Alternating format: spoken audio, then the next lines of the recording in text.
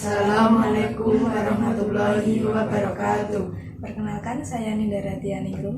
Saya Kalista Salsabila. Saya Jabar Setiadana. Saya Akram Zaka Sahriar. Di sini kami akan membuat podcast tema kesenjangan pendidikan.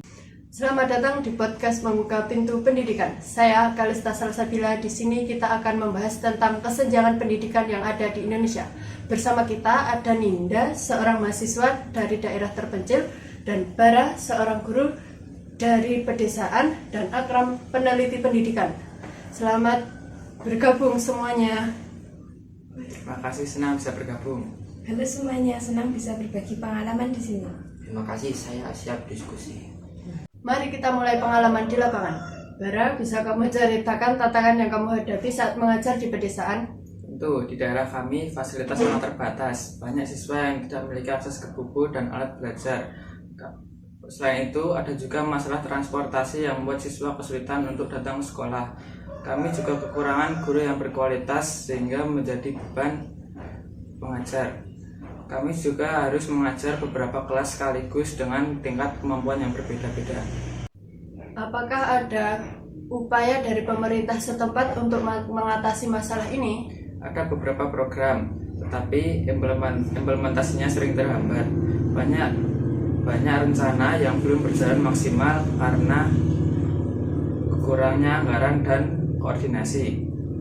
Pemerintah berusaha membangun infrastruktur tetapi masih banyak kendala, terutama di daerah pedesaan. Saya setuju, di daerah saya banyak siswa yang harus berjalan jauh untuk sampai ke sekolah. Ini sering membuat mereka terlambat atau bahkan tidak datang sama sekali. Selain itu, motivasi belajar rendah karena kurangnya dukungan dan fasilitas. Ninda, sebagai mahasiswa, bagaimana pengalamanmu saat pindah ke kota besar untuk kuliah? Saya merasa terasing karena banyak teman yang sudah lebih siap secara akademis. Selain itu, biaya hidup di kota juga cukup tinggi. Saya harus mencari beasiswa agar bisa bertahan.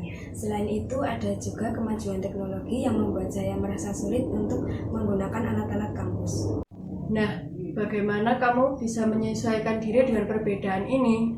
Saya mencoba bergabung dengan mahasiswa dari daerah terpencil lainnya. Kami saling mendukung dan berbagi informasi. Ini sangat membantu. Saya juga aktif mencari bimbingan dari dosen dan mengikuti pelatihan tambahan untuk meningkatkan kemampuan. Itu memang tantangan besar. Data menunjukkan bahwa mahasiswa yang berasal dari daerah terpencil seringkali memiliki nilai yang lebih rendah daripada mahasiswa yang berasal dari kota.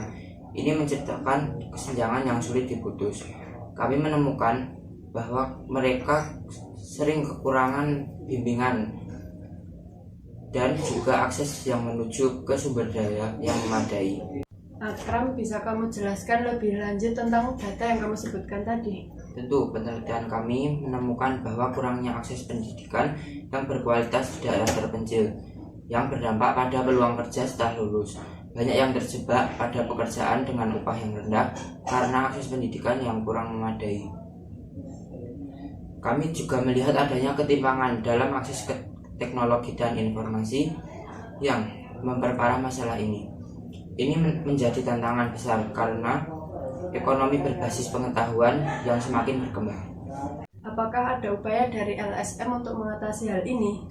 Kami fokus pada program pengembangan kapasitas guru dan menyediakan beasiswa untuk mahasiswa yang berprestasi dari daerah terpencil.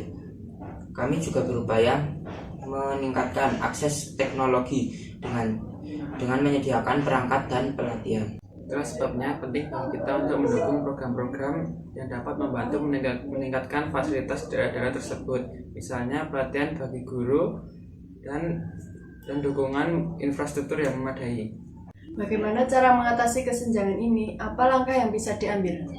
Salah satu solusi adalah meningkatkan kerjasama antara lembaga masyarakat dengan pemerintah untuk menyuplai fasilitas pendidikan, misalnya membangun sekolah-sekolah baru dan menyediakan akses internet. Selain itu, program beasiswa dan pelatihan keterampilan juga penting untuk membantu siswa dari daerah terpencil. Kita juga harus fokus pada pendidikan inklusif yang mempertimbangkan kebutuhan semua siswa. Bagaimana penggunaan teknologi dalam pendidikan? Teknologi bisa menjadi alat yang sangat berguna terutama untuk pembelajaran jarak jauh. Namun, infrastruktur internet di daerah terpencil masih perlu banyak perbaikan.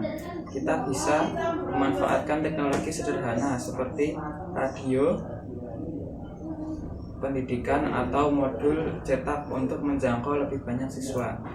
Saya juga berpikir penting untuk mengadakan pelatihan untuk guru dan siswa agar lebih siap untuk menghadapi tantangan teknologi. Terima kasih jawabannya yang sangat informatif. Sebelum kita tutup, mari kita rangkum poin-poin penting pada hari ini.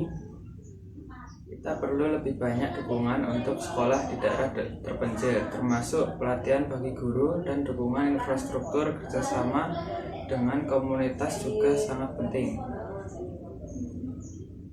Akses pendidikan yang merata juga sangat penting untuk masa depan anak-anak kita.